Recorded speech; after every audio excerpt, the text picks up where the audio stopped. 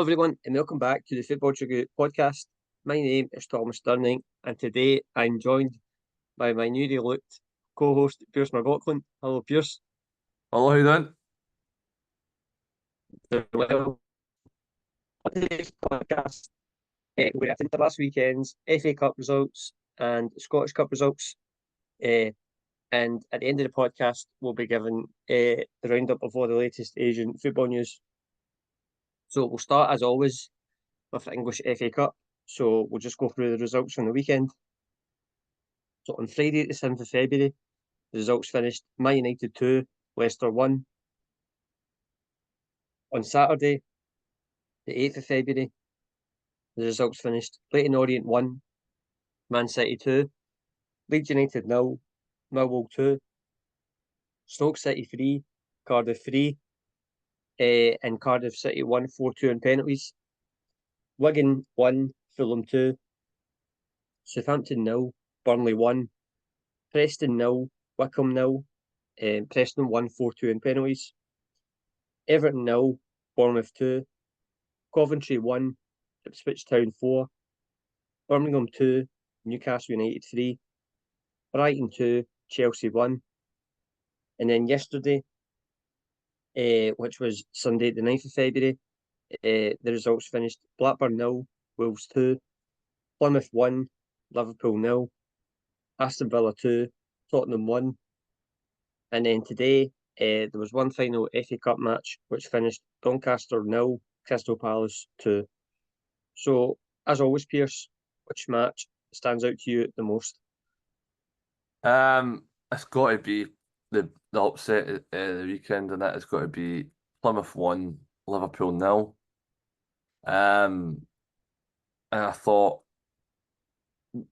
Plymouth got an early goal through the penalty through Harvey Elliott, which I think is unfortunate, but is, from my opinion, the ball was hooked towards goal from close range, but his hands are in an unnatural position and he catches the ball. So for me, it's a penalty. And former Livingston and Rangers youth striker Ryan Hardy slots it away perfectly, gives them a lead to hang on to, and then Plymouth just defended for their lives. Most noticeably, debut performance from Nikola Katic, former Rangers defender, who was man of the match. Connor Hazard and goals, former Celtic player, who made some unbelievable saves, most notably for, I think it was from Dan's at the end with the head, which is tremendous reflexes. So no, I thought this is a Plymouth side that have just got a new manager. When Rooney was not long ago sacked from the job, they're sitting bottom of the Championship, and they beat a team that was top of the Premier League and top of the Champions League, the most informed team in Europe.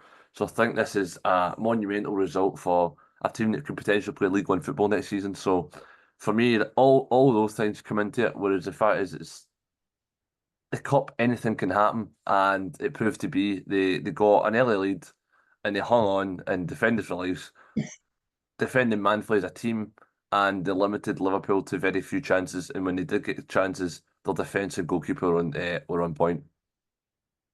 Yep. It has to be that one for me as well.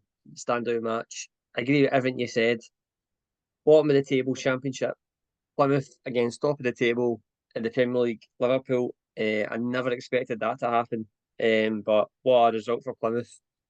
Um, going into the game, I saw the lineup for Liverpool, and I thought it was a big risk from Arne Slot. He changed basically his whole team. His starting 11 was full of youngsters and players that haven't played as much, and then I saw their bench, and it wasn't much better. They had no in the whole squad. They had no Van Dijk, Trent Alexander-Arnold, Salah, Gravenberch, Robertson, Allison. They were all missing from the match day squad, which I thought Arne Slot. I thought it was a big risk, and the risk didn't pay off. Because Liverpool, in terms of their performance, didn't really do much. They didn't have the players sort of going forward at least to score them the goals. You know, Players like Chiesa who had their chance didn't really take it. Um, the likes of Darwin Núñez again couldn't. He was playing, but had a few chances that he didn't take. So it was a risk that Arne Slot took. It didn't pay off for him, and I think and obviously Liverpool's dreams of winning a quadruple have obviously vanished now. But Liverpool fans might look at it in a positive. The fact that they have no FA Cup matches now means that obviously less matches, and they can focus on the Premier League, Champions League, and also they're in the League Cup final. So it's not ultimate for Liverpool, but they definitely should be beating Plymouth Argyle, who are bottom of the Championship. But take nothing away from Plymouth. I agree with everything you said. Brilliant performance from them. Had a really good game plan. Obviously took the lead with former Rangers striker Ryan Hardy with the penalty. It was definitely a penalty, and they defended brilliantly throughout the whole match. I think at the start of the match, you were talking there about Nikola Katic. He lost his tooth at the start of the match, which just goes to show the sort of they were just giving everything in the match. I actually think it was one of his teammates that they accidentally bumped into each other and that made him lose his tooth. But he was brilliant in the match, Katic. Really, really good. Connor Hazard, the keeper, was fantastic as well. And yeah, a totally deserved performance, totally deserved result. Probably one of the biggest shocks in FA Cup history, to be fair. And for Plymouth and the fans, that they'll be hoping that kind of result, they take that into their league form and they can get out of trouble because in the Championship they are in big trouble at the moment. So definitely my standout match in the weekend. Just want to touch on a couple of things from the FA Cup week. I think we got goal of the tournament in this FA Cup weekend. I don't know if you saw it, Pearse. Tomoki Owata, the former Celtic midfielder, he scored an absolute belter at the weekend against Tottenham. No, sorry, not against Tottenham, against Newcastle. It was just a shame that wasn't a winning goal. But did you see it, Pearse? What did you think of it? I did see it. Yeah, it's one of the ones that kind of broke the edge of the box, and nothing really seems to be on. And he just ran on it, and he's how stuck right in the top right hand corner, leaving the goalkeeper with no chance. And for me, I don't know if you've seen Birmingham this season, but he's scored a few screamers from distance. Something he never really did during his time in Scotland with Celtic. But he seems to be thriving down in Birmingham. And Birmingham again, they've kind of got a Scottish contingency. They've got Ben Davies, former Rangers defender. They've got Scott Wright, former Rangers player. They've got Lyndon Dykes, Kieran Dowell. Yes, so you've kind of got a Scottish nationality, Scottish league contingency down there. Kind of nice to see. But no, that goal was outstanding for me. That was the goal of the round. Just a shame they didn't hang on in the end. But a goal of that standard against a Premier League opposition. No, for me that's a goal of the round.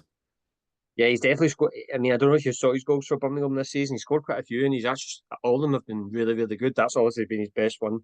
Just if anyone watching this hasn't seen it, then I would definitely recommend it because it was everything you want in a goal. The technique was unbelievable, and it was just one of the goals where I think if you had two keepers in the goal, I don't think they were stopping that. It was just an unbelievable finish, and it's definitely going to be goal of the tournament. And I would struggle to find a goal that would top that, but that was definitely worth a mention. He's having his best goal scoring season, Tomo Yeah, Kawamata. yeah, He only ever scored one goal for Celtic over two seasons. yeah, And he's already got 7 goals this season from someone that's playing like a deep line playmaker. yeah, It's pretty impressive. So it just goes to show you the manager. Is it Chris Davies, former Brendan Rodgers' assistant during his first spell at Celtic and Leicester? He's a manager as well, so he must be having this license to roam. And oh, I forgot as well. They've also got Alex Cochrane at left back as well, former Hearts defender. yeah. So even more Scottish contingency. So it's nice to see. Yeah, it's definitely a market they've looked at. Kind of players from the Scottish Premier League that they've looked at and they thought they'll take them, and it's definitely worked for them. But just lastly on Nawata, I mean, he was actually Japanese Player of the Year before he came to Celtic, so he's no mug. He's a really really good player, and I actually think for Birmingham, it was a coup for them. Because I thought he didn't really work out for him at Celtic, but he's definitely capable of playing at a much higher level than League One in England. So yeah, good luck to him. So we'll now move on to the Scottish Cup. So the Scottish Cup is built in Scotland. So I'll just quickly go through the results for them matches as well. So on Friday, the 7th of February, there was one match which finished A United 0, Hibs 1. On Saturday, the 8th of February, the results finished Dundee 4, Airdrie 0, Livingston 3, Cove Rangers 0, St Johnstone 1, Hamilton 0, Celtic 5, Raith Rovers 0. And then on Sunday, the 9th of February, there was two matches, which finished Aberdeen 3, Dunfermline 0, Rangers 0, Queen's Park 1. And then today, which was Monday, the 10th of February, there was one match, which finished St Mirren 1, Hearts 1, and Hearts won 4-2 on penalties. I think we can just go straight into this, Pearse. You've got the jacket on. It's our former employees. I think we can tell from the similar faces what match we're going to talk about here, but it's definitely going to be the Spiders. Rangers 0, Queen's Park 1. Pearse, what's your thoughts? What's my thoughts? Probably one of the greatest results since Queen's Park history. A trophy they haven't won in over 100 years. Mm-hmm. Going to Ibrox against a team that's qualified for the top eight of the Europa League. Mm-hmm. Sitting second in the Premier League, although they're 13 points behind Celtic at the moment. But with the squad, and it was virtually nearly full strength for Rangers, Mm-hmm. minus a couple of people. And the fact is that Rangers had 30 shots in the game, 9 on Mm-hmm. target. Queen's Park had one shot on target. And then the one shot they did have, it was composed inside the box. It was Yeah, it was a really good goal. Seb Drod's first touch of the game, and he slots it underneath Liam Kelly, who's a really good goalkeeper. So for me, all those things culminating, and then obviously you need to defend well, which I thought they did at times, and then you need Mm-hmm. your goalkeeper to have an outstanding game. And this is a man we worked with when we were in League One with Queen's Park, and I thought Callum Ferry was a good goalkeeper back then, but I think he's took his game to another level. And I thought his performance was outstanding. Most noticeably, obviously, the double save at the end through the penalty the Rangers got through Cyril Dessers. Montgomery was climbing on him. It go down a bit soft, but I did think it was a penalty. And then to guess the right way against Tavernier, we all know Tavernier's a penalty specialist in terms of he scores big goals in Europe and in the league and cups. And his record from the spot, Tavernier, is pretty good.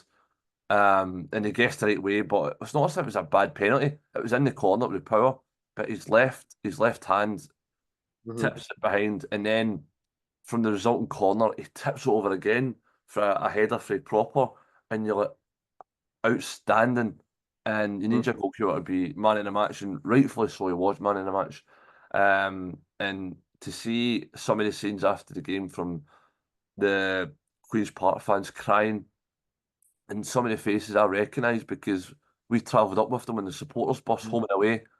And you're mixing with them, so you kind of feel like a part of the family when you were there. So for me, always look out for the Spiders results, and it's a monumental result and probably one of the biggest Scottish Cup upsets that I've ever seen. Probably up there with the one that Celtic had years ago when they get beat at Parkhead by Inverness Caley Thistle. So for me, that's got to be right up there. Middle of the table championship against top of the league, second in the league in the SPL. So for me, unbelievable result for Queen's Park. And then for Rangers, I thought again they lacked a bit of tempo in the first half. Mm-hmm. Second half, they huffed and puffed, but I think some of the substitutions were a bit baffling. Taking off Yanis Hadji and bringing on Yilmaz, a pretty defensive substitution. A lot of the fans didn't really agree with. And I Mm-hmm. think that the results that Rangers have shown, positive results over the last few weeks, maybe a couple of months, they've been wiped away completely. I don't know if you've seen the scenes at the end from Rangers fans. absolutely toxic towards the manager and the players. It basically said it's not good enough. And it remains to be seen, will he remain in the job? And that, for me, is going to be put massive into doubt because, let's be honest, Rangers, 13 points behind the league with 13 games remaining. It's going to be a miracle if they are to win the league. They lost the League Cup final to Celtic in penalties. And then obviously the Europa League, which obviously they're in the last eight, but it's going to be a massive ask because there's some really big teams in there. And winning the European trophies for any Scottish side is going to be nigh on impossible. But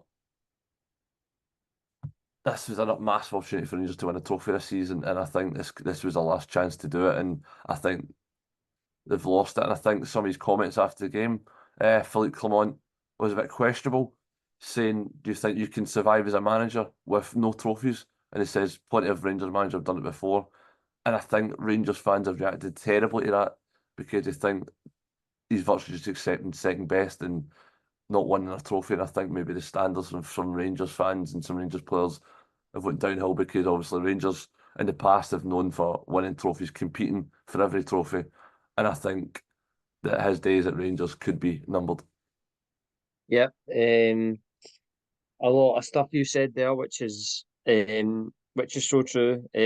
But I mean, I don't even know where to start. To be fair, it's a result I never expected. I mean, obviously, me and you've got the Queen's Park jacket on there. I do have a Queen's Park jacket myself. I can't find it. But obviously, me and you, we've got a history of Queen's Park. We used to do the match reporting, which we've said on the podcast before. So for us, this kind of result, it's quite good. It's brilliant to see because obviously for a season we were really close to Queen's Park and we were obviously willing them on. And so for them to beat Rangers at Ibrox is a massive result. In terms of Queen's Park performance, it was amazing, fantastic. Um, one shot on target, one shot all game, and they scored it, and it was a really good goal as well. Obviously, he took it really well, and the Rangers' defending was questionable. But it doesn't matter. Queens Park will not care. Um, they got the goal, and obviously Rangers, as you said, you've mentioned the amount of shots they had, and they just I can't really remember any of the shots that were really that close, apart from at the end when they got the penalty, questionable penalty. Um, but it got given. And what a save from Callum Ferry, the goalkeeper. He's actually been one of the best goalkeepers in the Scottish Championship this season. And he's just a really good shot stopper. Really good. His interview after the game was brilliant. Had his goalie gloves on. He was just buzzing. He just sounded so buzzing. So it was what a save it was from the end. And then he made that save at the penalty, as you said. And then like 30 seconds after, he made another brilliant save from the resulting corner. So he basically won in the match at the end, which was amazing. But Queen's Park defended brilliantly. Um, you know, frustrated is that will really boost their confidence for the season going forward. And actually, I just want to touch on this as well. The Queen's Park manager, Callum Davidson, he's actually done this before at Ibrox against Rangers. I remember during Steven Gerrard's tenure at Rangers in the during COVID. Callum Davidson was the St Johnstone manager. He went to Ibrox and they won on penalties in the Scottish Cup.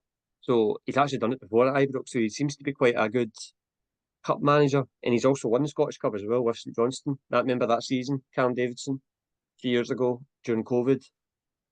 They won the double. They won the League Cup and Scottish Cup. So he's a really good manager. He's a really good cup manager, Queen's Park. Sorry, Callum Davidson. So I'm just thinking at Queen's Park, has he got ambitions to win the Scottish Cup? I don't know if that will happen, but yeah, for Queen's Park, what a result! Probably the biggest result in their history. And then in terms of Rangers, it's as you said, they've been progressing quite well, smoothly over the last few months. But this kind of result smashes all that up. To be fair, For me, they've just got a mentality issue when it comes to domestic football in Scotland. They do so well in Europe, really impressive. But then they come over to Scotland in the league, in the cups, and they just can't seem to handle it. I don't understand what. It's just a mentality issue there. They go 1-0 down, and when I saw Queen's Park were 1-0 up, I wasn't really thinking. I thought to myself, I think Rangers will struggle to get back into this game. Penalty at the end kind of sums it up. Missing a last minute penalty from our captain as well. Just a mentality there with Rangers there. And for Philippe Clement, for me, that puts him under huge pressure now. Because I know they're going through. He talks a lot of these kind of phrases where it's a process and it's going to take time and it's a new team. But at the end of the day, Rangers have to, for the club that they are in Scotland, they have to be winning trophies and they have to at least be in finals. And it's not acceptable to get beat off of teams like no, obviously just the finances and stuff. And Rangers should not be getting beat at Ibrox against Queen's Park. It should not be happening. So for me, that puts him under huge pressure now. And it's going to be interesting to see how Rangers react for the last few months now, because really all they've got to fight for now is Europe, because they've done well in Europa League, but highly doubtful they'll do anything really kind of special in that competition. So yeah, it's just a magnificent result, a big shot. We've had two shocks this weekend, obviously Liverpool and Queen's Park. Plymouth and Queen's Park victories. Just a mad weekend of cup football. Hey, Tom, I'd Um, like to just mention some other key stats from the game that make this result even mhm, bigger than what it is. So this is for the first Scottish Cup win at Ibrox for Queen's Park, the first mhm. Scottish Cup win versus Rangers since 1882, the first win versus Rangers since 1948, and the first Scottish Cup quarter final since 1983. So that shows you how momentous the result in Queen's Park history this is. This doesn't happen very often, and the fans and the club as a whole have got to treasure it. And yeah, and who knows, they could potentially win it. I'd put a tenner on it. You never know. They're in the quarterfinals, so anything can happen now. But I just love these stories. When small middle teams go to these big teams and they win, I just love it. It's just you don't really see that a lot nowadays. Because a lot of the big teams now always put their full strength squad because they're desperate to win. So I just love these stories. Big congratulations to Queen's Park. Me and you, Pearse, will be cheering them on now. Hoping that they go as far as possible. And hopefully, if they do win the Scottish Cup, me and you might get a wee mention. Probably not, but we can say that we impacted it in some way. So yeah, no, brilliant. What a result. So just before we move on, I just want to quickly mention the Scottish Cup quarter-final draw. Now that it's been made, so it's Hearts versus Dundee, Livingston versus St Johnstone, Aberdeen versus Queen's Park, and Celtic versus Hibs. So some interesting ties in there, Pearse. Are you looking forward to the Scottish Cup quarter-finals? Absolutely. I am looking forward to Queen's Park, obviously against Aberdeen, who have had a poor run of form. Celtic Hibs is a good game. Hibs have went up in form a lot recently under David Gray. David Gray obviously won the Scottish Cup as a player with Hibs before as a captain. Hearts Dundee, a good tie, and then Livingston St Johnstone.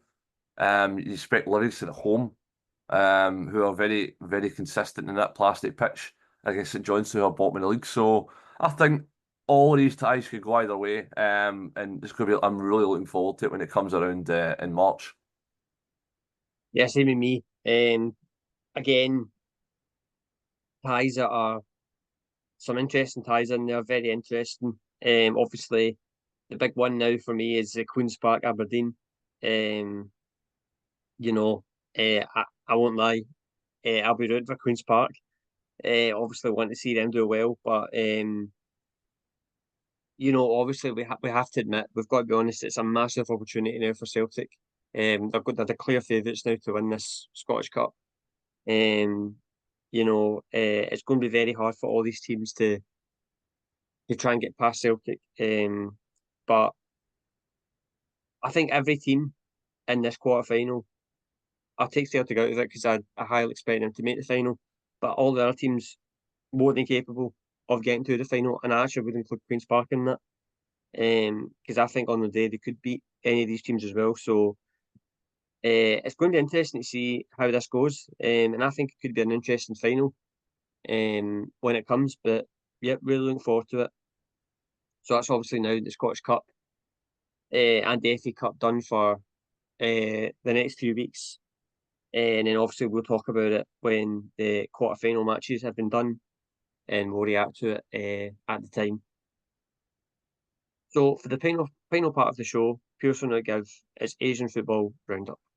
Yeah, so Asian football is back this week now. So starts off on Friday with some J League One action from Japan.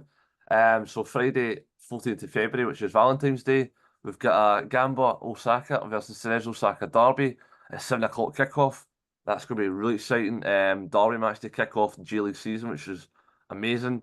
And then Saturday, the 15th of February, we have Avispa Fukuoka versus Casio Reysol. Fagiano Okayama FC versus Kyoto Sang FC. That's our debut in J1 for Fagiano. Vissel Kobe versus Urai Diamonds. Last season champions Vissel Kobe. Yukam F Marinos versus Urai Diamonds. Versus Alberts Nagata. Yukam FC versus FC Tokyo.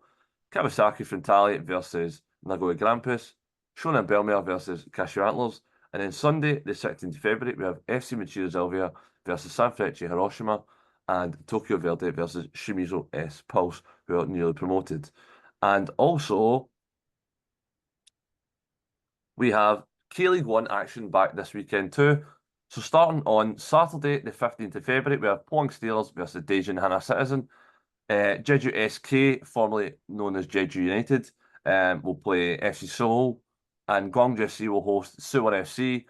And then Sunday, the 16th of February, we have three matches. That's Ulsan HDFC, last season champions against newly promoted FC Anyang, Daegu FC versus Gangwon FC, and Jeonbuk Hyundai Motors versus Gimcheon Sangmu. And that is all your latest Asian football news. Thank you, Pearse. And thank you, everyone, for listening to this episode of the Football Chuggu Podcast. This podcast will be available to listen to on the Football Chuggu YouTube channel and also the Football Chuggu website. Thanks for listening and see you soon. Bye-bye.